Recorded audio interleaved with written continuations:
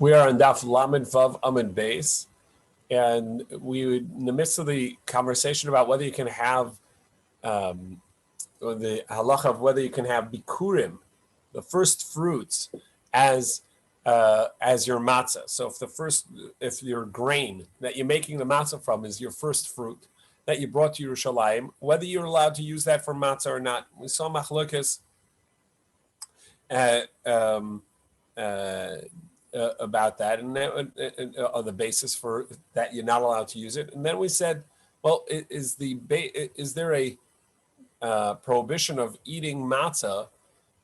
Eating bikurim when somebody is ba'aninus, when somebody is in mourning, or is it distinct from Maser Sheni, where Rabbi Yossi Aglili had said that you can't use matzah, your matzah from Maser Sheni, the second tithe, because you're not allowed to eat it.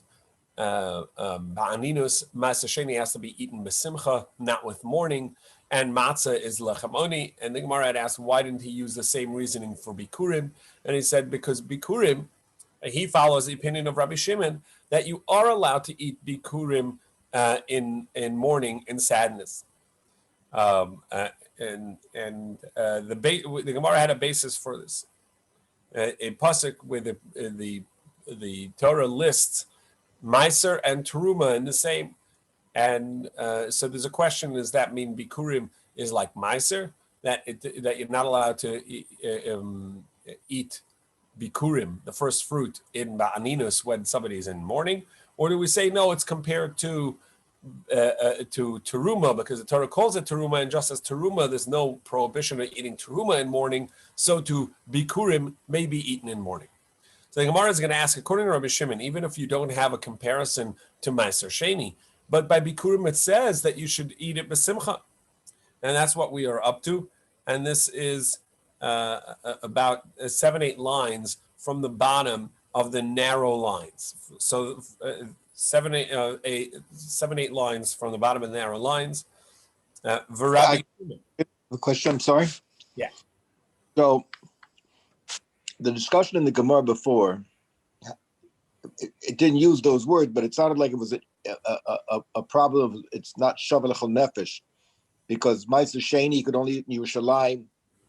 And then the teretz was, well, you could be poeted and take it back home and eat it in Tuma or whatever.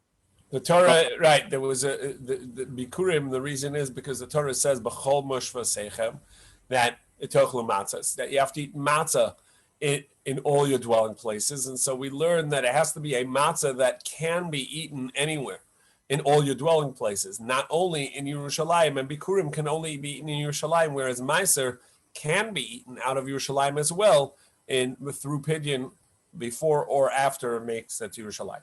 But the bikurim is only for Kohanim.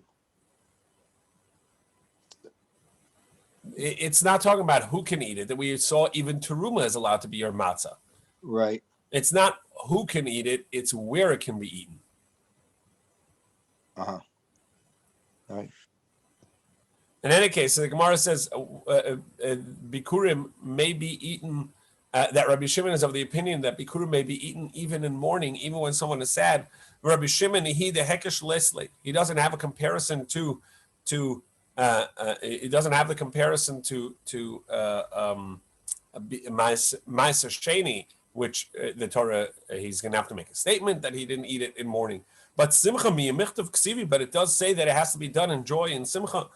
The chsiv, for it says v'samachta b'chol hatov, and you will bring the first fruit, and you will be joyous in all the goodness that Hashem has done for you in this harvest, and in everything else that Hashem does for you.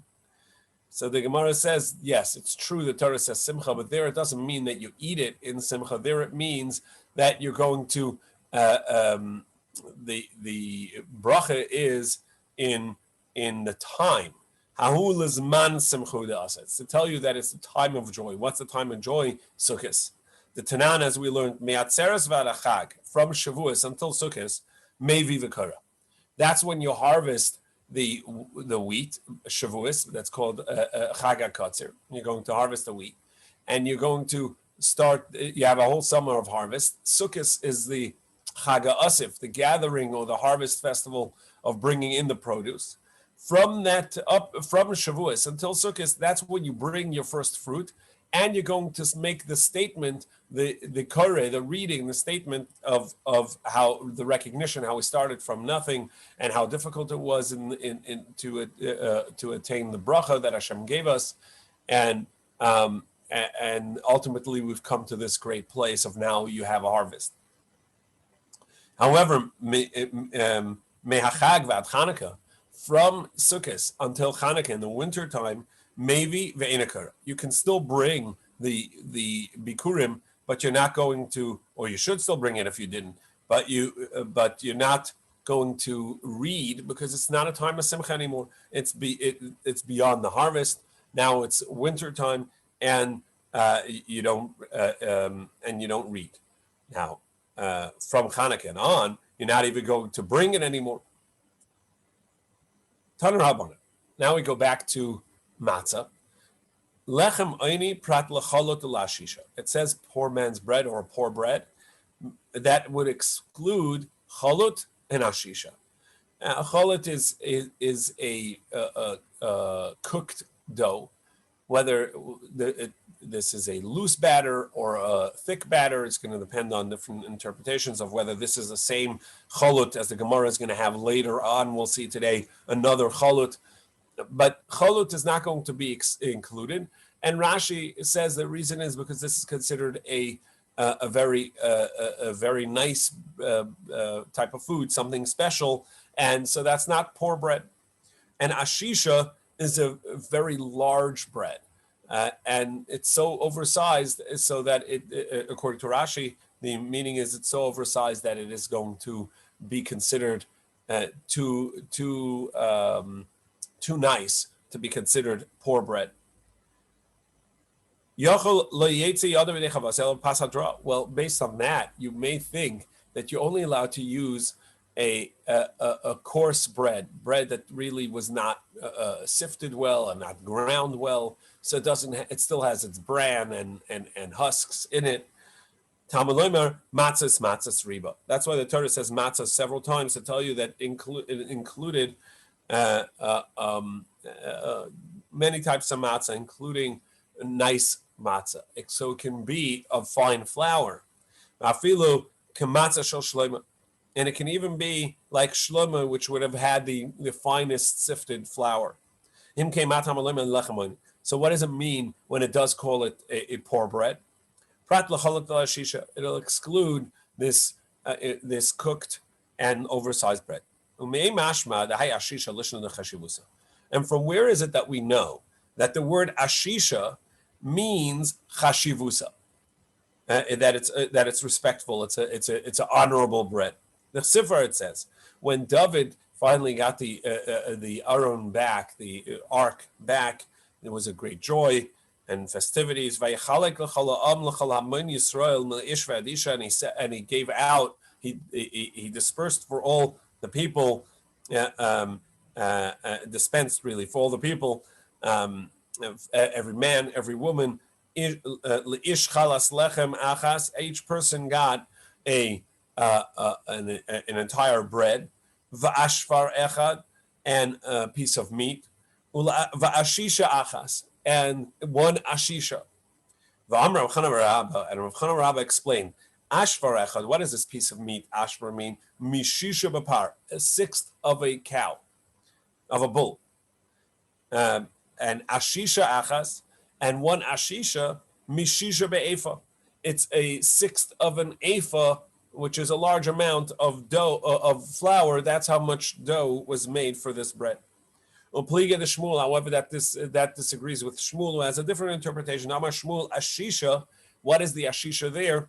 Garba the chamra, a large size of wine. The chsiv of, as a pasuk says, in regards to people who follow idolatry, that they would rather a barrel of wine than Hashem, and over there it says v'ohave ashishe anavi. They love the large barrels or large size of wine. In any case, we see that ashisha is a oversized, a large size of. So a large size matzah like this is not going to be okay. Tana Rabbanan, we're now on the last line of Lamed Vavam at base 36b. Tana Rabbanan in Oifen Pas Ava Pesach. On Pesach, you don't bake a very thick bread. Divrei Beis Shammai, that's what Beis Shammai says. Beis Hillel matir, Beis Hillel permit to make a thick bread. It's at the top of Lamed Zayin Amud Aleph. The Gemara asks, "V'kama pasava," and how thick is thick bread that Beis Shammai says you may not, and Beis Hillel say you may? Amar Rav Huna tefach, maximum a tefach, a fist size. Because we see that by lechem apanim, the showbread in the Beis Hamikdash, there were 12 of these breads, and they also had to be matzah. They were not allowed to be chametz, and it was thick as a tefach. So too over here, Rav Huna says that Beis Hillel would allow to bake at home a matzah that's one tefach thick, as long as you were careful to make sure that it had not become chametz. Maskef Rav Yosef. So Rav Yosef challenged him and said, "How can you make a comparison? Im Amr reason Yom B'Sheinu, if we say it by diligent people in the Beis Hamikdash, they knew what they were doing and they were very careful. So of course they can make a thick matzah and it not become chametz. But at home, to tell everybody that they can make a matzah that thick and they don't really know what they're doing and assume it won't become chametz. Also, Im Amr B'Pas Amela, Yom B'Pas She'ein Amela. If we're going to say it by fine flour, which the menachas, the mincha, the Gemara says that it had to be beaten down 300 times and kneaded and sifted, and it was a really fine flour and a fine dough. How can you compare that to a home dough? As well as the wood in the Beis Hamikdash was very dry. Most people at home couldn't afford to store wood for that long, so it was still wet and it wouldn't burn as well. In the Beis Hamikdash, the oven was constantly hot, and so it didn't take time to reheat it, and so it would reach higher temperatures. And in a home oven, the stove isn't running all the time, and so it's cold, and so it takes time to warm up, and so they're baking it in lower temperatures. Most people at home only had an earthenware oven, and in the Beis Hamikdash it was a metal oven. So again, in the Beis Hamikdash there were many reasons that they could afford to to make matzah that thick, because they knew what they were doing, and it was a metal oven that was hot all the time, and they had dry wood, and they had fine flour and a well done dough. So of course they could do a matzah that thick, and it wouldn't be chametz. But at home you can't do that. I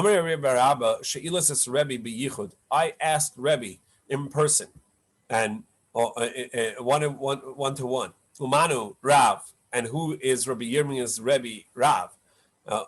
Even though Rabbi Yirmiyah was in Eretz Yisrael, but he had started in Bavel as a student of Rav. And Ikeda Amri, and then those that say that Rabbi Yirmiyah Marabba Marav, that Rabbi Yirmiyah said in the name of Rav, that Rav had asked his teacher, She'ilas as Rebbe B'yichud alone, Umanu Rabbeinu HaKadosh, and he asked Rabbeinu HaKadosh, my pas ava, what is the meaning of pas ava, of a thick bread? And he responded, pas maruba, that what it means is a lot of dough. The dough itself was thick, not that the matzah was thick, but that the dough was a lot of dough, and you were doing a lot together, so you made a bigger dough than needed. V'may karle pas ava, and why would they call it pas ava? Mishum the nefisha b'lisha. Because it was thick, because you had to knead it a lot, because it was that much dough at once. And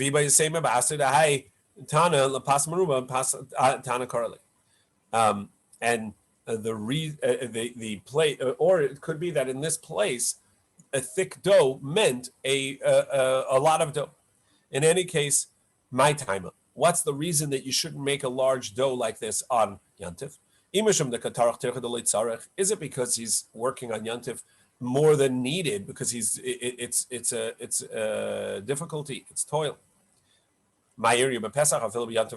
So then who cares about whether it's Pesach or not? Even Sukkot, even Shavuos, you shouldn't make a dough that's large, is so large. And the idea of a tircha yisera, that it's too difficult, Rashi says, because he doesn't need all that dough on Yantiv, and so he's working on Yantiv that's not for something that's not needed. The Gemara says, it could be that this is true even on other Yom Tovim as well. You're not allowed to make a dough, because even though you're allowed to cook and make on Yantiv, it's only what's needed on Yantiv itself. And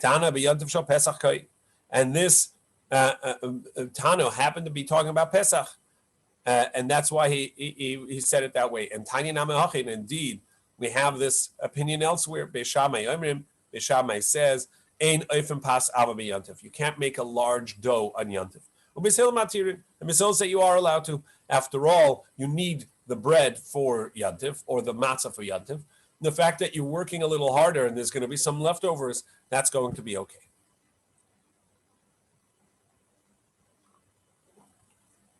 Tana Rabbanan. You're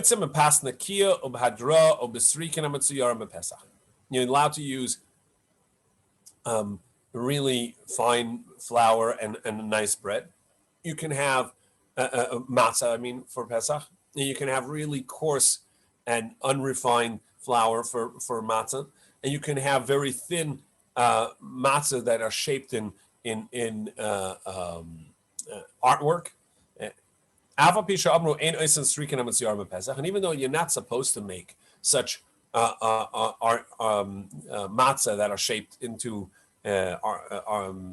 art shapes, nevertheless, if you did and you ate them, you would fulfill the mitzvah of matzah, and these would not be a contradiction to the lechamoni, poor bread. Amar Rav Yehuda. So Rav Yehuda says, there is a baker. He comes up several times in the Gemara. His name was Biyaitas ben Zunin. And he asked the Chachamim, Amru ein strikim mitzvah Pesach. He said, I want to make these nice matzah shaped like the flowers or who knows what, and I want to make this on Pesach. Why did the Chachamim say I shouldn't bake it that way?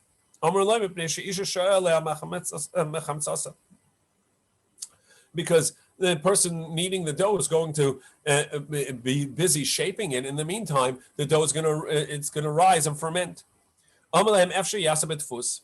He said, I can make it in a shaper. I have something that's already or I'll have made a form that I'll just put over the dough, and it'll be a nice shape, and you can make the matzah that way. And this way, we won't have to wait, and it's not going to be a concern of the matzah becoming chametz. And it'll be exact and quick. Amrullah, so they said to him, all right, that's going to go over well. Yomru, people will say, kol asriki and asurim. Everybody else is not allowed to make these flat-shaped matzah because they don't know how to make it quickly, and it may turn into chametz. But srike biyaitus and mutarit, but biyaitus is matzahs that he shapes are going to be permissible. That's not going to go over well. It has to be uniform. Either it's permissible because everybody can do it well, or it's going to be prohibited, as it is here. You shouldn't do it because not everybody can do it well.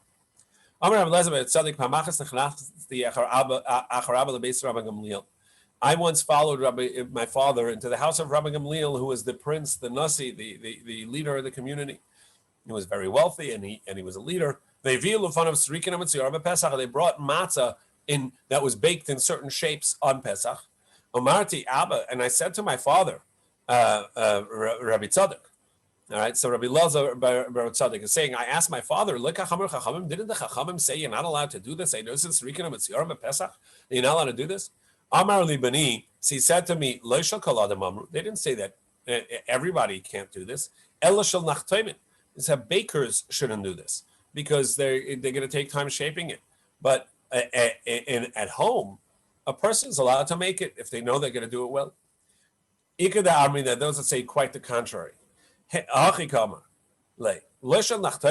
didn't say that bakers, professionals shouldn't do it because they have shape, they have the ability to do it.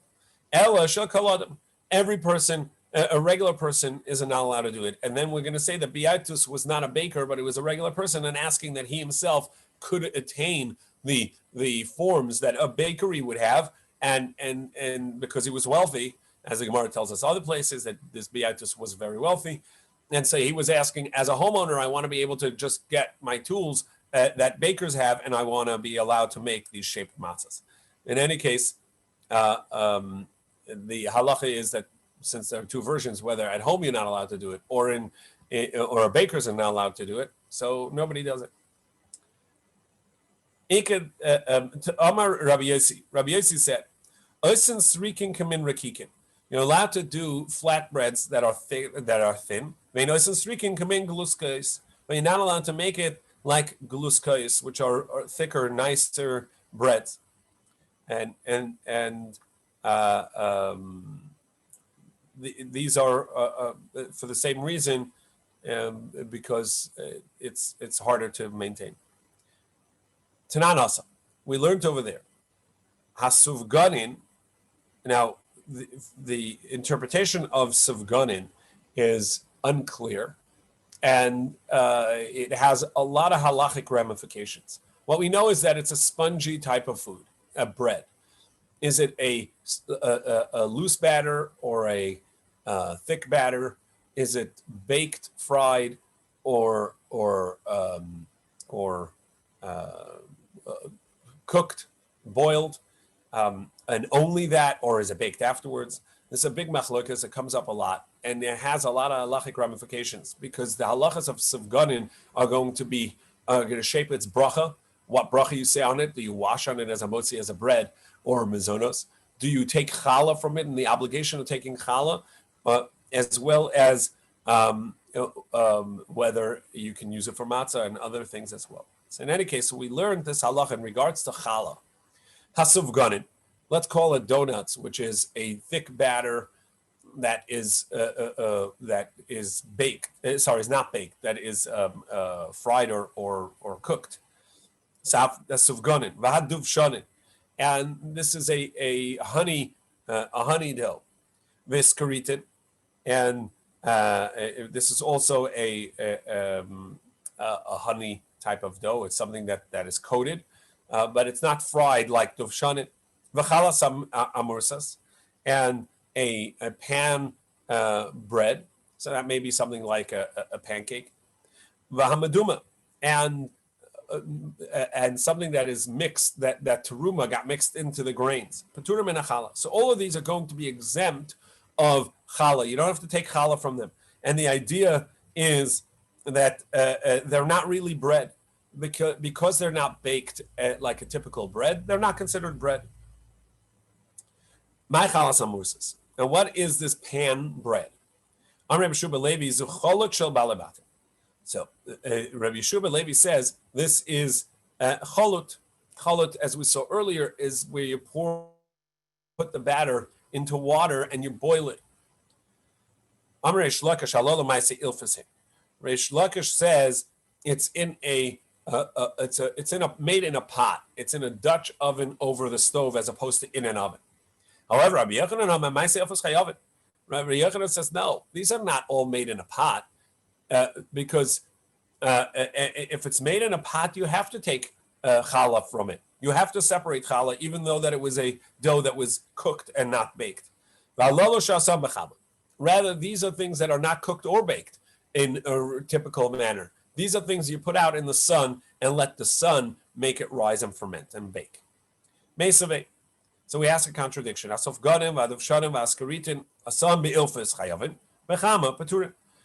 a brisa that says that if you made these sufganin, let's call it the donuts, and the shanin, and the honey dough, and iskaritin, and this coated dough, and you made them in essentially a pot over the stove, so a Dutch oven over the stove, chayavin, then you're obligated in challah. You have to separate challah.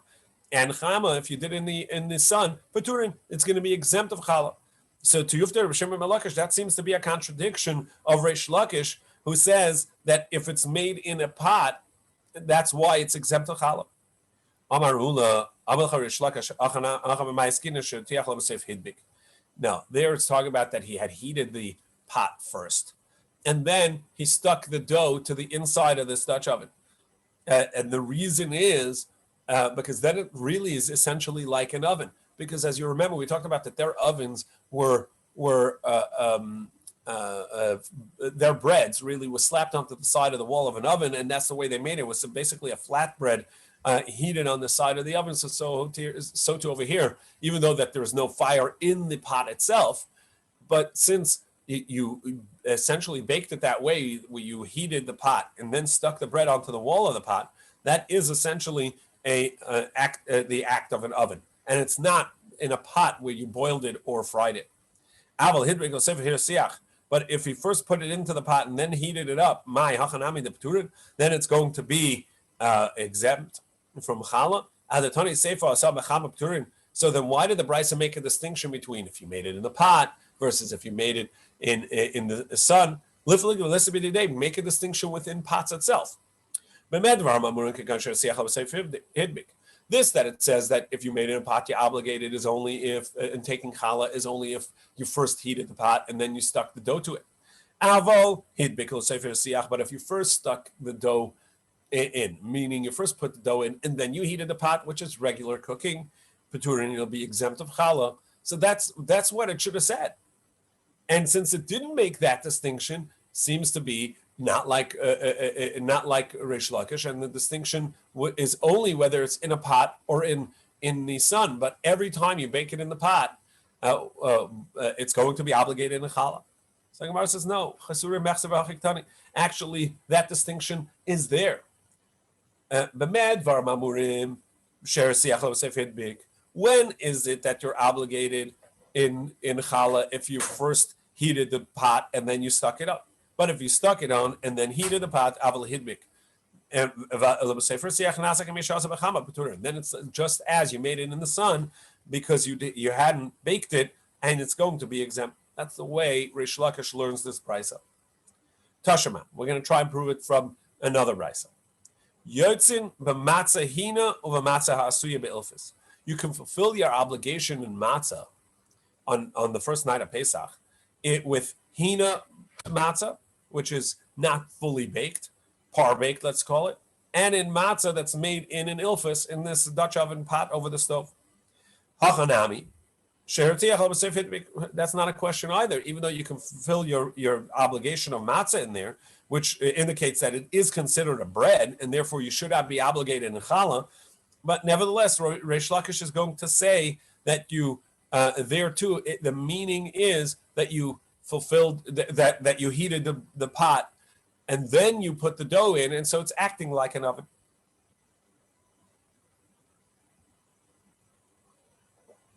So Gemara says, "My matzah hina." What is this matzah hina? This raw dough? Sorry, this raw matzah, not fully baked. Amar Rav Yehuda, Amar Shmuel. Rav Yehuda said the name of Shmuel, Kol Shaparsa ve'in chutenim shachan emenu. It's baked, par baked, not enough to be fully baked through and through that people would typically like it, but it has to be baked enough that it's not going to turn into chametz. So what is that point? If you were to break it apart and pull it apart, there would be no, literally the translation is no strings that pull along, meaning it's not still doughy in the center. Amar Rava. Rava said, V'chein lachmei toda. So too the breads for the toda. We talked about this a few times now, that with the Thanksgiving offering, with the toda, there were 40 breads, 4 types of breads, 10 each. 3 of these types, meaning 30 of the breads, were matzah, and 10 of them were chametz. So these matzah breads, some thinner, some thicker, but these breads had to be matzah. So too, it is going to be okay if it's not fully baked, even if it's par baked. Someone says, Pshita, hacha lechem ksiv, hacha lechem ksiv. Why would we think there's a distinction? By the matzah, the Torah calls it bread, and by the lachmei toda, by the Thanksgiving bread offering, the Torah calls it bread. So, of course, if this counts as bread, this counts as bread. And if it wouldn't count here, it shouldn't count here. The Gemara says, no. And now we turn to Lamed Zayin on the base. It says by the Lachmei Toda that one of each of the four groups are going to be brought as the offering, and the rest are eaten by the Kohanim. So you have, eaten by the gift offerer. So you have here the four breads. So since it says you will take one, it has to be a whole bread. Now, why wouldn't this count as a whole bread? Shalayitel parus. The Gemara says you should not take a broken bread. V'hacha kamanda prisadami. Since it's not fully baked, and it's chametz. It's not chametz. It's matzah, so it never really rose. It's going to be crumbly, and if it didn't bake well, it's not going to be a solid bread, and it may come apart and can crumble in your hand as you pick it up. So maybe that doesn't count as a single bread, and you wouldn't fulfill the mitzvah. Because there the Torah says specifically take a complete bread, kamash malan. So therefore we needed to tell you that it's going to count as a single entity, even though that if you picked it up, it may fall apart. Right now, it is full enough. It's enough baked, and it's a single entity, and it's going to count as a single bread. Mesave. So we continue asking questions about this halacha of Rabbi Yochanan. Mesave ask a question. How me'isa? So me'isa is a type of cooked dough. Beishamai say you're going to be exempt from challah. Ubesil mechayvin and Besil say no, you're obligated in challah on this cooked dough. Hachalita. What about the chalita, which is also a cooked dough? Beishamai mechayvin and Besil poitrit. Here it seems the reverse. It says the reverse. Beishamai are going to obligate you in challah, and Beis Hillel are going to exempt you. Now, they're essentially both cooked doughs, and in one, the first one, Me'isa, Beishamai exempt you and Beis Hillel obligate in challah, and in the second one, Chalita, which is a different type of cooked dough, Beis Hillel are going to obligate you, are going to exempt you, and Beishamai obligate you. So Gemara says, what's the distinction between the two? That's where you put the flour on top of boiling water. So this is like a roux or an einbrenn, whatever you want to call it. So where you're adding the flour to boiling water and make it into a pasty gravy. And chalita is muglashen al gabi kemach. That's where you pour the hot water onto the flour. So that's the distinction, and the Gemara later is going to say, what's the distinction? Why do Beishamai say in one you're obligated, in one you're exempt, and same for Beis Hillel? Rabbi Shmuel, Rabbi Yossi, however, Rabbi Shmuel, the son of Rabbi Yossi, said in the name of his father, Rabbi Yossi, that both of these are exempt of challah. These don't count as a bread that you have to take challah from if it had the right amount. And some say no, he said that his father held that both of them are obligated. And in each of these, the Chachamim are going to say, regardless, it doesn't make a difference how you made it, whether you threw the water on first or you threw the flour on. You put the flour first or the water first. It doesn't make a difference. Chalita, me'isa. If you made it in a pot, you're exempt. If you made it in an oven, you're going to be obligated in challah. Now, the Gemara, before it gets to the question of Rabbi Yochanan, which obviously is going to be a question for Rabbi Yochanan, because Rabbi Yochanan said you're obligated on challah if it's baked in a pot. And over here, the Chachamim say it's exempt if it's baked in a pot. But we first asked, what's the distinction? Why is there a machlokas between Beishamai and Beis Hillel in regards to me'isa, and the opposite in regards to chalita? These two types of essentially a flour and water, where the water was boiling and then you added the flour, versus if the flour was in the pot and you added boiling water. Amar Rabbi Yehuda Shmuel, v'chein Amar Rabbi Yehuda, Rabbi Yehuda in the name of Shmuel, and Rabbi Yehuda said, V'tema Rabbi Shua Levi, or some say Rabbi Shua Levi is the one who said, K'machlekas uzukach machlekas bezu. It's mistaken. Our text is incorrect. It's a brisa that's collected of various statements, but they're not said correctly. The first opinion says both me'isa and chalita, Beis Shammai were the ones that were strict, and Beis Hillel were the ones that were lenient. And the second opinion says is a different brisa, where someone says no, it's the other way around. Beis Hillel were in both strict, and Beis Shammai were the ones that were lenient in both Meisa and Chalita. V'tavra, and you have to break this brisa apart. Mishashana zu, Loshana zu. Whoever said the first statement did not say the second statement, and there's just a machlokes about what the opinion of Beis Shammai and Beis Hillel were, just as there's a machlokes in regards to Rabbi Yossi, what his opinion was. It's unclear with each one of these opinions. That we know that there was a machlokes, but we're just not sure what everybody held. In any case,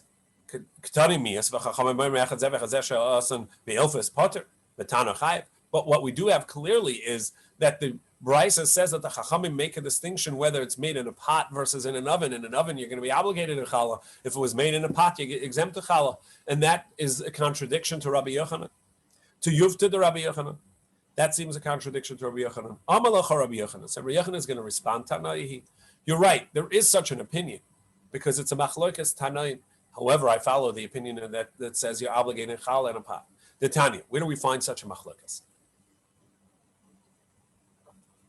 The Brisa says, Yochel Yehei Meisa v'chaluta chayavim b'challah. You would think that Meisa and chaluta, these baked, these breads that were made with boiled water and flour, are obligated in challah. Talmud lo melechem. That's why the Torah says lechem, bread, and these don't count as a bread. Rabbi Yehuda Eimer in lechem ela ofui betanu. Rabbi Yehuda says it's not a bread unless it's baked in an oven.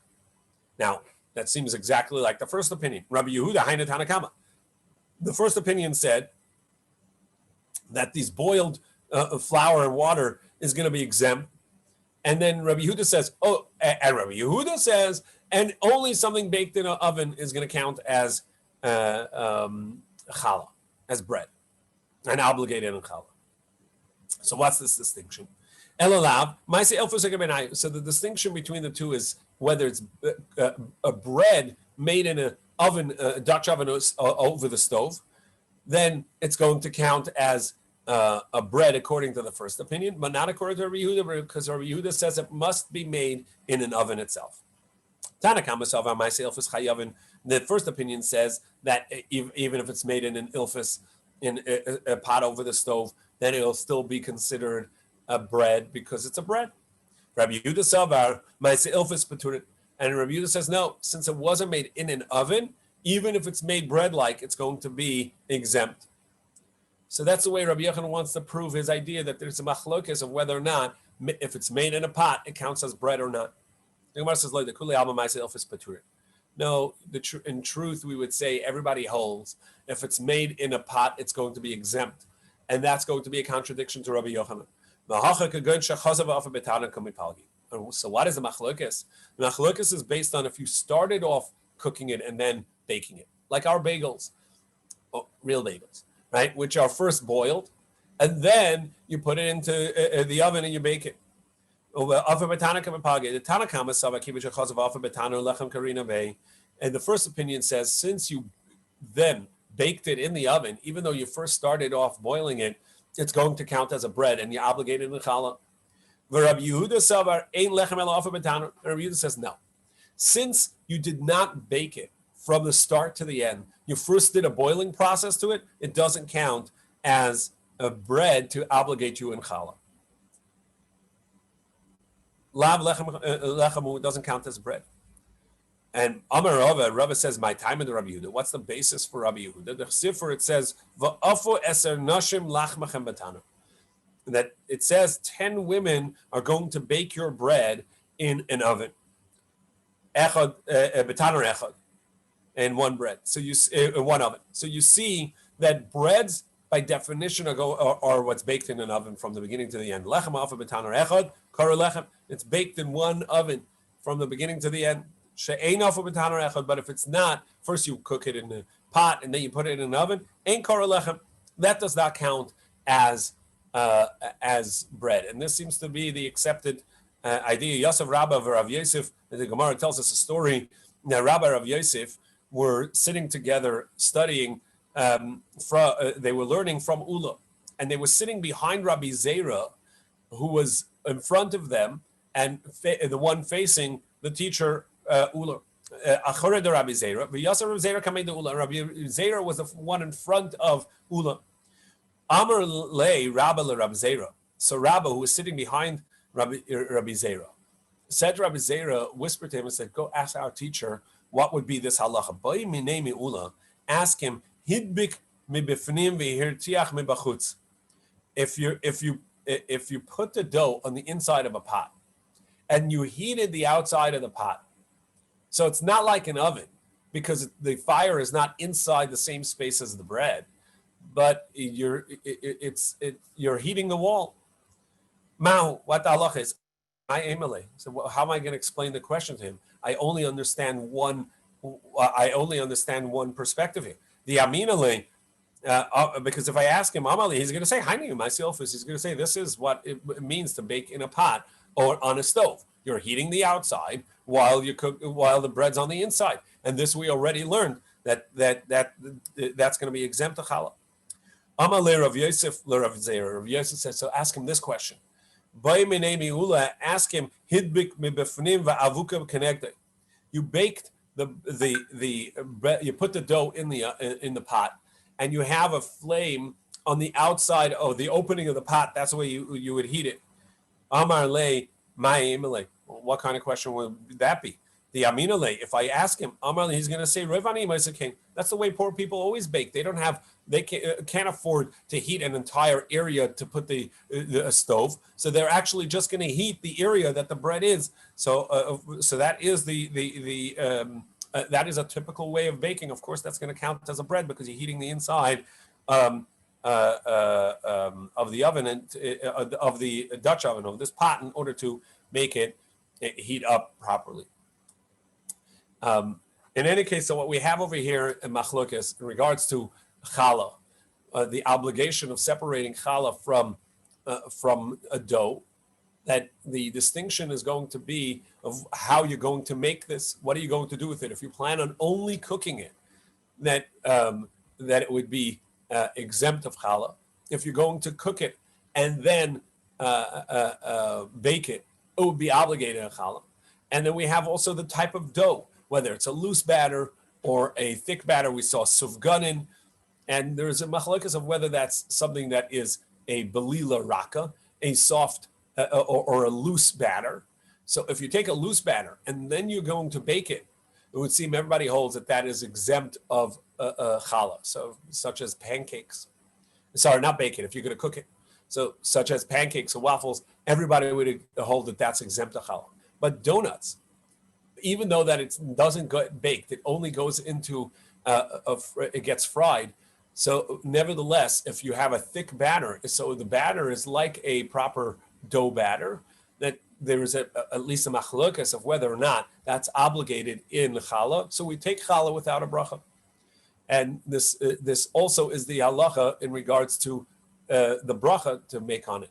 Does it count as a non-bread, or does it look like a bread and count as a bread? So this is a very, although we went through it quickly, it's a very complex and important halacha because it is relevant to many of the foods that we have: pancakes, waffles, donuts, bagels, and many other foods like that we make.